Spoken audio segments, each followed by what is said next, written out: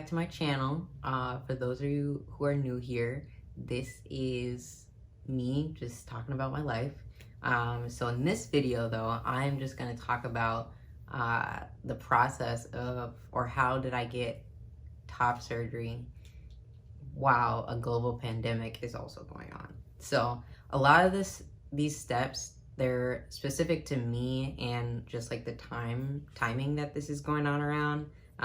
So like some people, like if you're watching this video, you know, a couple years down the road or whatever, then you might not have the same like process. And also keep in mind that everyone might do things a little bit differently, just depending on where like you live, insurance, all that kind of stuff. So anyways, here we go. I'll also have like a more written version of all this information on my website, so definitely take a look at that. I'll put the link in the description. But yeah, so all right. So first things first. So a little background. If you read my last blog post, I kind of talked about how like this was definitely a journey getting to where I'm at now as far as my gender identity. When I first started my transition, or when I first came out, I didn't think I wanted to get top surgery or I would ever want to get top surgery.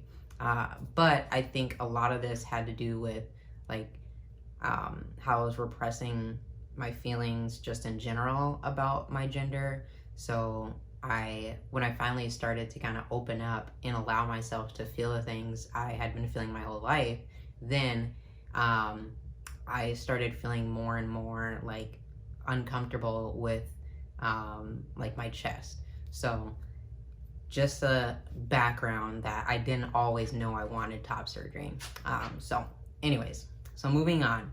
So once I did know I wanted top surgery, which was about, I would say, and also if you see me look over, it's because my girlfriend is also in the room and I'm not super great at remembering like dates and stuff. So if I look over for reference, that's because I'm trying to figure out when that happened. But yeah, so when was around the time that like I started talking about top surgery?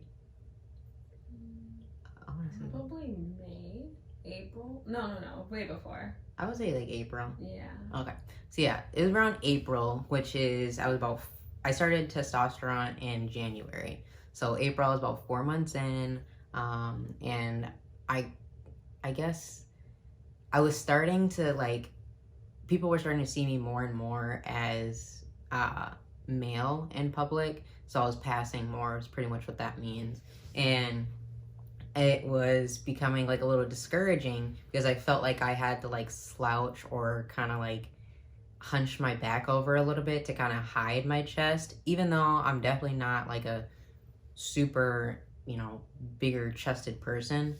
It's still like I knew it, and I felt like that was holding me back, or that was one of the things that were holding me back from passing all the time, which isn't necessarily the case. But anyways, that's just how I thought. And so I started looking into it more, looking into my insurance policy and seeing like what kind of requirements were needed to get top surgery, and to try and get an idea of like how much it would cost, which I'll go into another video as far as like paying for top surgery and just paying for my physical transition and that kind of stuff. But yeah, so I called my insurance company multiple times, I'll add, and they always would tell me like, based on what the policy says, it's not very clear, but it says that you have to be on hormone replacement therapy for at least a year before they'll cover surgery. I later found out that this is not true. So beware that if you have a similar like policy to what I have, if it says something like that, I would still like have a consultation with a top surgeon, and a lot of times they'll have like someone who's there to help you like navigate all this stuff and figure out how to deal with insurance and so on and so forth. But yeah, so I thought, because they just kept telling me that like, hey, yep, you have to be on hormones for a year. So I was like, okay, well, I guess I'll just wait. I'll wait until next year, 2021. And eventually it just like became so hard to keep pushing those feelings down, like, oh, I'm fine, I don't need top surgery, my chest is fine. And up until the point I was like, okay, like, enough is enough. I know that it's making me uncomfortable, and I know I would be a lot happier if I was able to get the surgery sooner than, waiting a whole year. So what I did is I reached out to my primary doctor, the one who also started me on hormones, and I was like, hey, could you give me a referral to like a top surgeon? And she did. She referred me to Dr. James Kong, who's also, so I go to Park Nicollet or Health Partners, and he's also a part of that network. So she referred me to him, and I was like, awesome, cool. Even though I was told that I had to wait a year, I figured, what's the harm in at least getting a consult done? At least then I can kind of figure out, like, I can ask the questions I wanted to ask, and find out like what kind of procedure that they think would be best for me. So scheduled that, and actually they were able to schedule it pretty quickly, I would say, because I think maybe I had to wait like a month, if that. For your consultation? Yeah. Probably like 6 weeks, month and a half. Mm-hmm. Yeah, so it was pretty quick. And another thing that was kind of like discouraging as to why I didn't want to call and find out is because I had read so many stories saying like, oh, I have to wait, I'm on this waiting list for like a year and a half just to get a consult. And so I was like, okay, what's the point of me even trying? But I did it anyways, and lo and behold, I was able to get a consult a lot quicker. I just hesitated there because I realized I'm looking directly at the light and not at the camera. You're about to blind yourself. You're gonna need LASIK too. So I'm gonna keep this in the video, but now I'm gonna look at the camera instead of the light. So I apologize if you see me looking above. It's because I'm a little special in the head. So all right, now that we got that out the way. So yeah, I made the appointment, and then also I want to mention that I have a couple of friends who are also trans, and I reached out to them just to see like who they went to have their surgery done, and if they would recommend them. So they did also recommend another surgeon. I believe his name was like Dr. Kim. He's a part of the University of Minnesota Health Fairview, network. So I called their office as well, and they were a little bit more booked out than Dr. Kong's office was, but I still made an appointment because I wasn't sure. Like, another thing I read online is people would see like multiple surgeons for a consultation, and they would kind of decide between them. So I was like, okay, well, if other people are doing this, maybe I should probably schedule like at least 2 consultations with 2 different surgeons. So I did that. Now that one, I think I had to wait. Well, that one was a little frustrating. So they told me like, oh yeah, we'll get you in like a month for the consult. And then they called me about a week later and told me, actually, it's going to be like 2 months because there's no appointments available. So I was like, okay, that's great. So I already started off, it was kind of not like a great experience with that.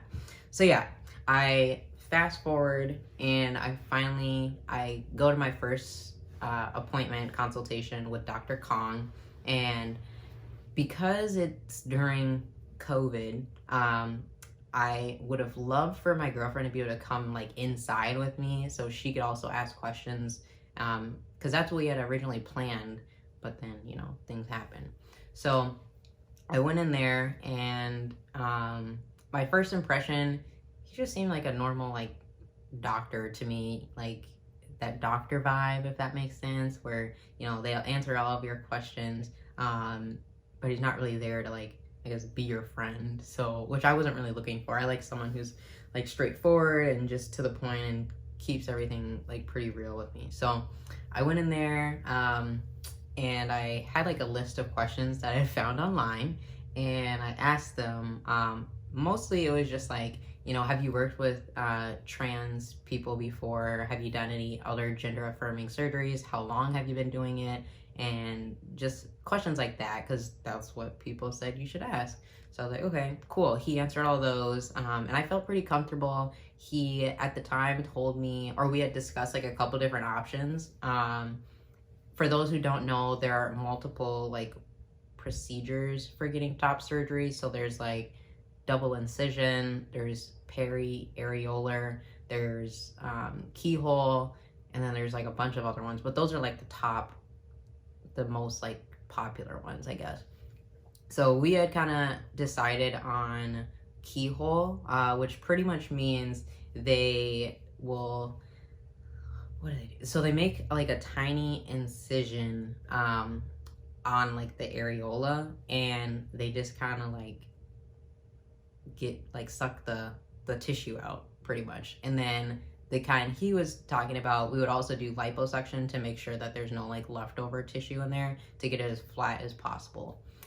Only downside with this, which at first I didn't think would be a big deal, is for me, now this isn't for everybody, but for me, the way that my breast tissue formed, I have a lot of extra skin towards the bottom, and when you do keyhole, you can't, that surgery, they don't remove any skin, they just take the tissue out. So it was very strong possibility that I would have had to get another surgery down the road if that skin didn't shrink up once the tissue was removed, which more than likely was going to happen. So at first I was like, yeah, let's just try it and see what happens, because I didn't really want to have any scars or visible scars, but yeah, so I was like, yeah, let's do it.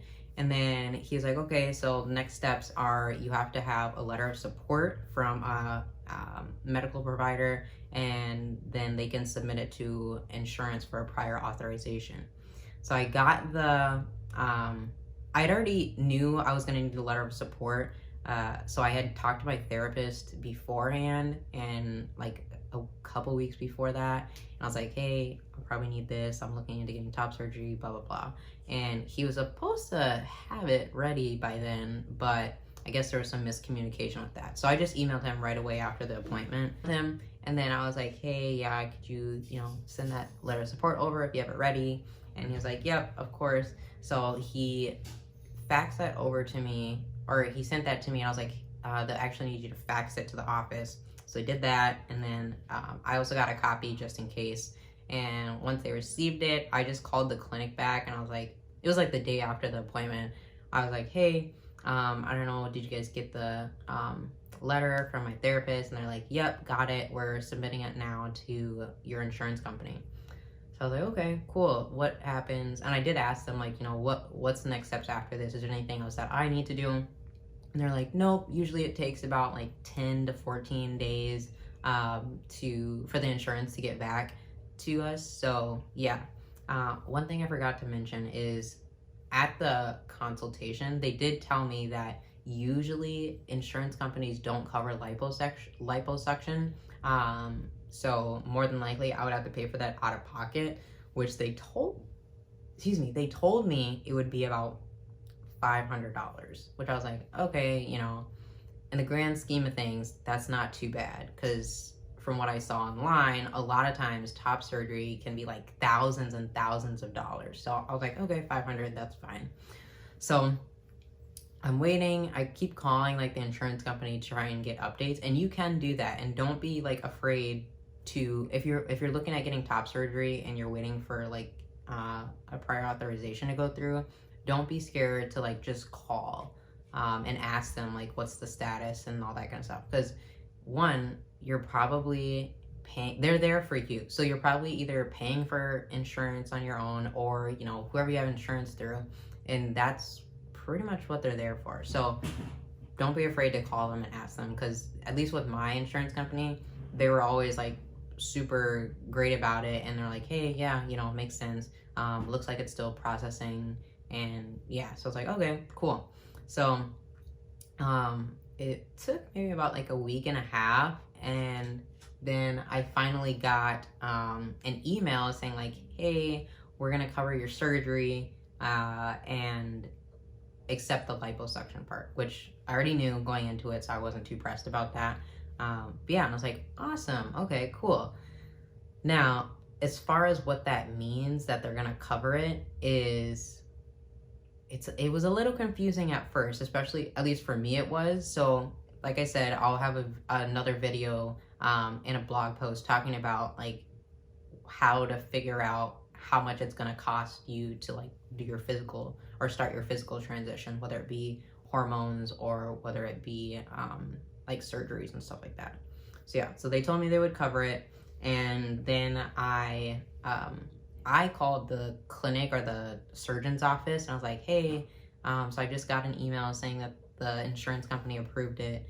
Did you guys get it on your end? And they're like, no, but do you have a reference number? I did, because I got it in the email, so I told them that, and they're like, okay, cool. The person I talked to was the surgeon scheduler, so she told me, she's like, okay, I'm just gonna send this over to Dr. Kong, and then we'll give you a call, and let you know what surgery day is available. Like, okay, cool. So I'm thinking like they're gonna call me back within the next couple days or so. Like, I think I would say like a week passes, and I'm like, okay, I thought they were gonna call me, and by now this is around like, I would say the end of June, around then. And yeah, so eventually they finally call me, and they're like, hey, just want to let you know this is the surgery day that's available. And I was like, yay. So Monday, August 17th, they're like, yeah, that is the soonest we can get you in. I was like, works for me, because remember, I was not planning on, I didn't think I was going to be able to get top surgery at all this year. And then I thought, like, even after I'd been on hormones for a year, I'll probably still have to wait like another at minimum 6 months to even get like my consultation done and then actually get a surgery day. So I was like, all right, let's go. So got the surgery day on the phone. When they told me that, they also told me like I would have to get have a pre-op appointment within 30 days of my surgery day, and also get a COVID test done 48 hours before my surgery. So that's the COVID test is the one thing that you might not have to deal with depending on when you're getting the surgery. Like I said, I'm getting my surgery during a global pandemic, so that's just one of the extra steps and precautions that I have to take. So yeah, I was like, okay, cool, I can definitely do that. And then they also told me that they would send me a surgery packet in the mail, which kind of went over like what kind of surgery I'm getting, who the surgeon's gonna be, phone numbers I can call if I have any other questions, and then also like where, yeah, pretty much just everything they told me on the phone would be in the packet.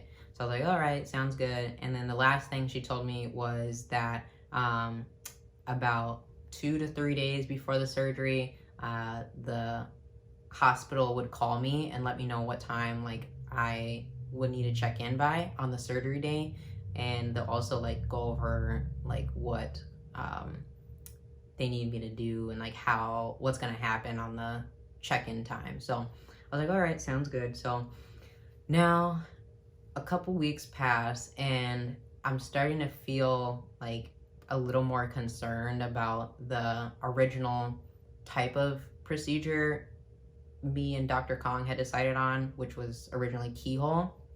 So what I did is I called the office and I was like, hey, this is how I'm feeling. I'm a little nervous that the skin is going to be too saggy, and I really don't want that.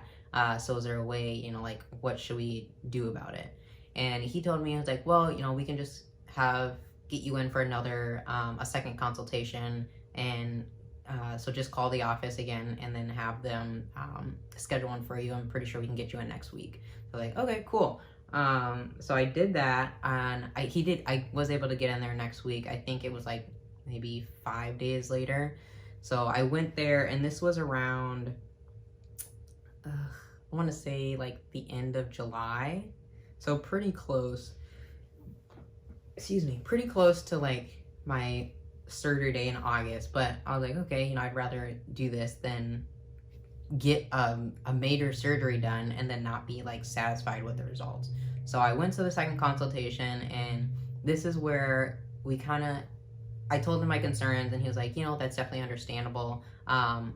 Mostly I was also concerned too, because if I had a feeling that my skin was not going to shrink down. I mean, of course I don't know for sure, but I just had a feeling it wasn't, just based on like looking at it and knowing my body. And then also, what else happened? I don't know, forgot. So anyway, so yeah, I went there and I was like, okay, what can we kind of do? And he's like, well, I think double incision would not be a bad idea at all. Because with that, what they do is they remove, first, and it's double incision with free nipple grafts. So I had no idea what that meant at first, but now I know. So pretty much what that means is they remove your entire nipple on both sides, and they put it aside, and then they like make 2 incisions right beneath like where your chest muscle or your pectorals are, and they like cut off the extra skin, and they also remove the breast tissue.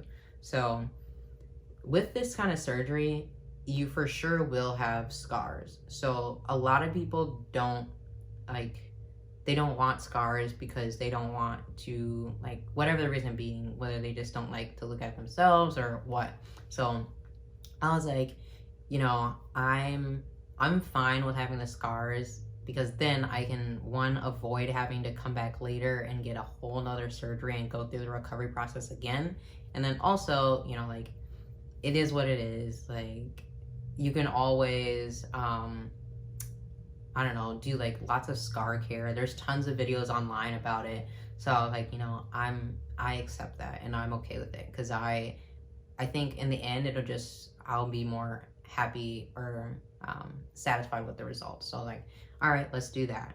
So we decided on that, and now this is the nice thing too, because I went with that instead of the keyhole with liposuction, I don't have to pay for liposuction, which I also found out once I got my surgery packet that it was not $500, it was about $1,100. So I was happy, I'll save some money for sure, and that's great, right? So moving on, I had scheduled my pre-op appointment for August 7th, and we did have a little bit of a COVID scare, so I did have to reschedule that for August 14th, which I went to, and then of course my COVID test was scheduled for August 15th, which is today.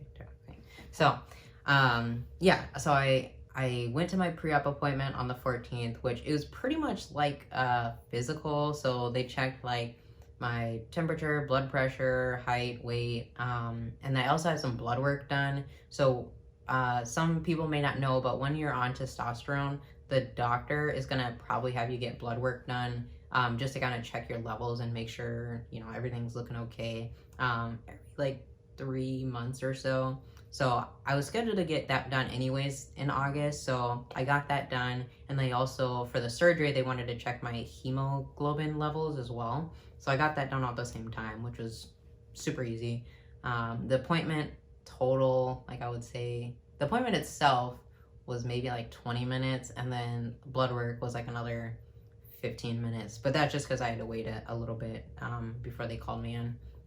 So yeah, I went to that, and then the following day, I went to get my COVID test done, August 15th, and I was actually, honestly, I was kind of scared about it, because all the videos I've seen where people are getting COVID tests done, it's like they stuff that thing way like up your nose. Like some people even say it feels like they're touching their brain. So I was very nervous about that, but it was super easy, at least the one I went to. It was like a drive-up COVID test, and they just like, this is gross to explain like this, but it's like, you know when you have a booger in your nose and like you're like really in there? That's just what it feels like, except it's just a Q-tip instead. So not the best feeling, but it didn't hurt at all. So yeah, I did that. And then after you get the COVID test done, they're pretty strict about like, you need to self-isolate, quarantine yourself, you know, don't do anything, just to make sure that it doesn't, you know, mess up. Like,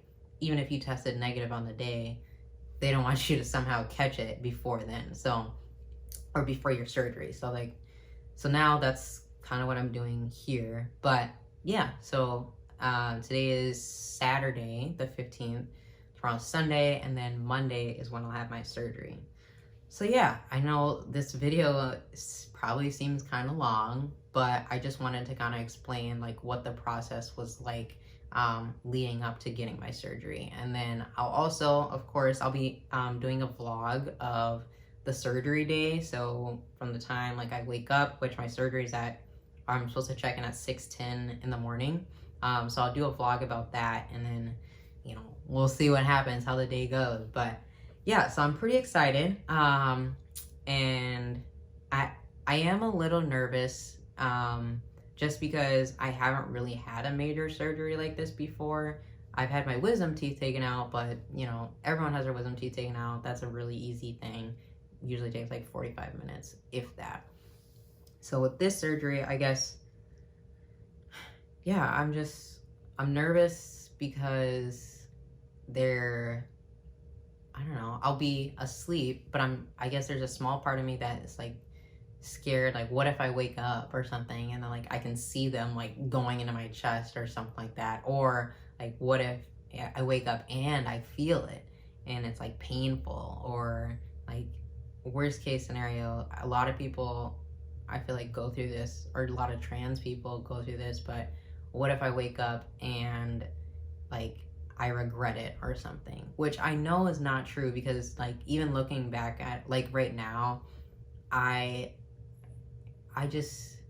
can't wait. I can't wait to have, I don't know, be able to walk around with my shirt off and like outside and like just feel like, I don't know how to explain it, but it's gonna be great. And I guess I know who I am, and this is making me happy. And even like, I think I've been on such a like long journey just to get to this point. So even if like worst case scenario or whatever, I do change my mind in the future, or I feel like, you know, maybe this isn't how I feel most comfortable, what makes me happy. So then some people disagree about this, but that's okay. And I feel like you shouldn't beat yourself up about, you know, just because you felt one way. Like I really thought, you know, in the beginning, if you read my first blog post, when I first came out as bisexual, and I don't regret that. It's a part of my journey, and I think that's something that we as like a society need to be better about. Like, don't judge someone because of like what their journey looks like. Everyone's journey is going to be different, and some people might not even have to go through any of this, which is great. But at the same time, like, it's your story. You should live it how you want. So yeah, so stay tuned. I will have I'll try and upload the video pretty quickly after, as long as I'm like I have enough energy or whatever. But yeah, thanks for watching, of course, and let's keep going through the life of me. Peace.